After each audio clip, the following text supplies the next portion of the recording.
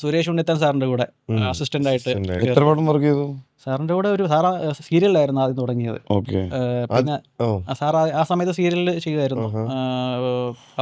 ഭദ്ര അവകാശികൾ എന്ന് പറഞ്ഞത്. അന്ന് ഇവരൊക്കെ ആയിരുന്നു ഹ്യൂമാനിറ്റീസ് കോളേജിലെ ഇവൻ എൻ്റെ സഞ്ജയ് എൻ്റെ കൂടെ അലക്സ് അലക്സ് UK പോയി. സഞ്ജയ് എൻ്റെ കൂടെ +2 പഠിച്ചിരുന്നത്. രാഹുൽ അല്ലാതുള്ള നമ്മുടെ ഫ്രണ്ട്, നാട്ടിലുള്ള ഫ്രണ്ട്. അവരെയൊക്കെ വ്ളോഗിൽ കാണാൻ പറ്റും, ഇതിനകത്ത് കാണൂല.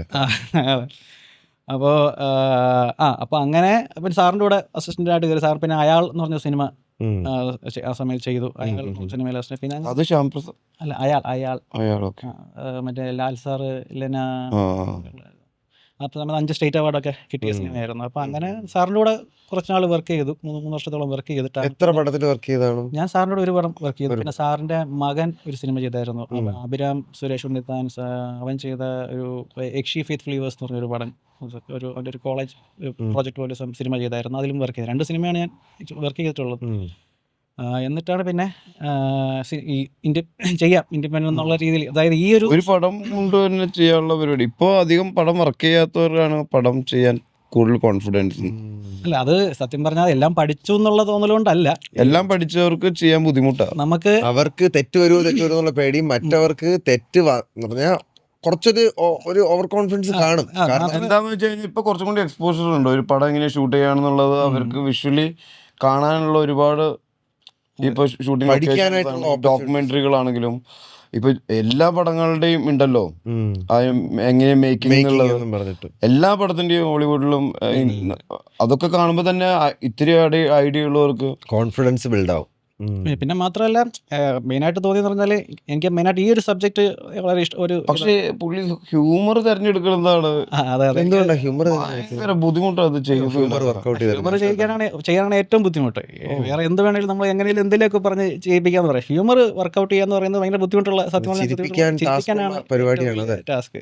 അല്ല, പക്ഷേ എനിക്ക് എന്തോ പേഴ്സണലി എനിക്കൊരു എല്ലാ ജോണറിലുള്ള പടങ്ങൾ ചെയ്യണമെന്ന് ആഗ്രഹമുണ്ട്. പക്ഷേ പേഴ്സണലി ഒരു ഹ്യൂമറിനോട് ഒരു താല്പര്യം കൂടുതലാണ്. പക്ഷെ അത് തന്നെ ബ്രോ, കാരണം പണ്ട് വർക്കായിരിക്കൊണ്ടിരുന്ന പല തമാശകളും ഇപ്പോൾ എടുത്ത് അടിക്കുമ്പോൾ അത് വർക്ക് ആവാറില്ല. ഇപ്പോൾ ഫോർ എക്സാമ്പിൾ പറയുകയാണെങ്കിൽ ദിലീപേട്ടൻ്റെ പണ്ടത്തെ പടങ്ങളിലുള്ള 2 പേര് അല്ലെങ്കിൽ 3 പേരുടെ സ്ക്രീനിൽ നിന്നിട്ട് അങ്ങോട്ടും ഇങ്ങോട്ടും അടിക്കുന്ന കൗണ്ടറുള്ള സെയിം ഫോർമാറ്റാണ് ഇപ്പോൾ സ്കിറ്റുകളിൽ ഉപയോഗിച്ചുകൊണ്ടിരിക്കുന്നത് കേട്ടോ. അപ്പോൾ അത് കാരണം അങ്ങനെ ഒരു സാധനം ഓവർ സാച്ചുറേറ്റഡ് ആയി പോയാലും ഫീൽ ചെയ്തിട്ടുണ്ട്. അതുകൊണ്ട് ഇപ്പോഴത്തെ പടങ്ങൾക്ക് ശരിക്കും ഹ്യൂമർ കൊണ്ടുവരിക എന്ന് പറഞ്ഞാൽ അത് ടാസ്ക് ആയിട്ടുള്ളൊരു പരിപാടി തന്നെയാണ്. അതെ. അല്ല, അത് നല്ല ഹ്യൂമറിന് എന്നും ഒരു സ്പേസ് ഉണ്ട് എന്താണ് എൻ്റെ ഒരു വിശ്വാസം. തീർച്ചയായിട്ടും അത് നല്ല ഇതെന്താ പറയുന്നത്, ഇപ്പോൾ പേഴ്സണലി എനിക്ക് പറയുന്ന പോലെ ഇപ്പോൾ ഡബിൾ മീനിങ് ഉള്ള ഹ്യൂമറോ അല്ലെങ്കിൽ ഇപ്പോൾ മോശമായിട്ടുള്ള ഹ്യൂമറിനോടും താല്പര്യമില്ല. ഇപ്പോൾ കപ്പ്യാർ പോലൊരു സിനിമ ചെയ്യുവാണെങ്കിൽ വേണമെങ്കിൽ, കാരണം ബോയ്സ് ഹോസ്റ്റലാണ്, അങ്ങനത്തെ ഒരു ഏരിയയാണ്, നമുക്ക് വേണമെങ്കിൽ ഒരു അഡൽട്ട് കോമഡീസ് അങ്ങനത്തെ ഉള്ള കാര്യങ്ങളും എന്ത് വേണമെങ്കിലും യൂസ് ചെയ്യാം. പക്ഷേ അങ്ങനെ വേണ്ട മാക്സ്, കാരണം എല്ലാ പിള്ളേർ മാത്രമല്ല, പയ്യന്മാർ മാത്രമല്ല, എല്ലാ കാണേണ്ടതാണ് എന്നുള്ളൊരു പേഴ്സണൽ ഒരു ആഗ്രഹമുണ്ട്. അതുകൊണ്ട് തന്നെയാണ് ഇപ്പോൾ 10 വർഷം ആവുകയാണ് ഇപ്പോഴും ഈ കപ്പ്യാർ ഇറങ്ങിയിട്ട്. ഈ ഡിസംബറിൽ 10 വർഷമാവും. പക്ഷെ ഇപ്പോഴും അതിനൊരു ഫാൻ ബേസ് ഉണ്ട്. അല്ലെങ്കിൽ ഇപ്പോഴും ഇന്നലെയും കൂടെ കുറച്ച് പിള്ളേർ കപ്പ്യാറിലെ ഒരു സീന് ഷൂട്ട് ചെയ്തിട്ട് അതിൻ്റെ വീഡിയോ എനിക്ക് അയച്ചു തരും. അത് അവർ എന്താ പറയുന്നത്, ഇപ്പോൾ ഒരു 15-20 വയസ്സ് പ്രായമുള്ള പിള്ളേരായിരിക്കും. അപ്പോൾ ഇറങ്ങിയിട്ട് 10 വർഷമായി. ഇപ്പോഴും അങ്ങനെ ഈ ജനറേഷനിൽ അങ്ങനെ ഒരു ഇതുണ്ടെന്ന് പറയുന്നത് ഒരു സന്തോഷമാണ്. ആക്ച്വലി അത് വലിയൊരു ഭാഗ്യമാണെന്ന് പറയാൻ പറ്റത്തുള്ളൂ.